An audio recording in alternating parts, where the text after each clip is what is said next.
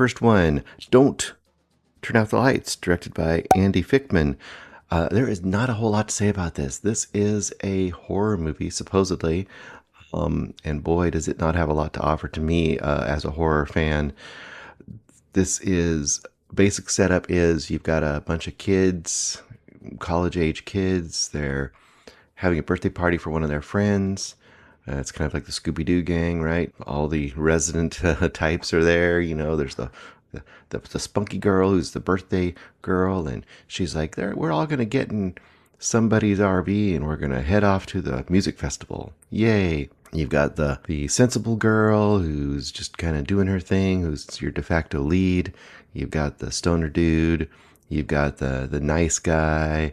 You've got the hot chick who's also kind of aloof and everyone kind of doesn't like her, and so on and so forth. And they go off on their trip and they meet some mean truckers at a stop, and then eventually they get broken down, and eventually scary things happen, supposedly.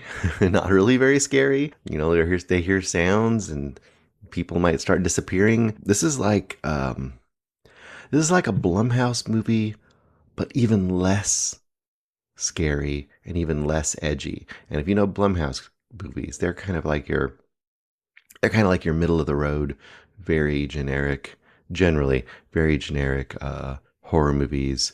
If A24 is your quote elevated, crazy, unique horror movies, Blumhouse is like, oh, yeah, you went to Walmart and you found the generic cookies or something, and they'll do, but they aren't going to necessarily knock your socks off. Well, this is even less than that. This is you went to the mini mart attached to the generic gas station and found the cookies that have been sitting on the shelf for 6 months past their expiration date, and you open them up and you're like, okay, I'm really hungry, I'm going to eat something. They're the hot dogs on the rollers that have been sitting there under a heat lamp. This movie is just not anything worth watching as far as I'm concerned. The acting's pretty terrible.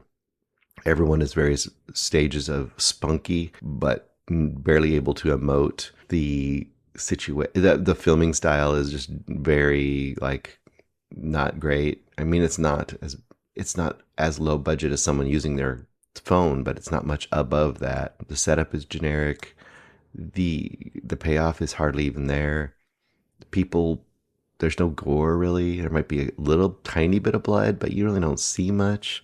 It makes no sense. There's no good payoff. It's just a waste of time. So 1 star. Nothing much more to say about this. Do not go out to the theater to watch this movie. I wouldn't even spend your time watching it on a streaming service if I had to.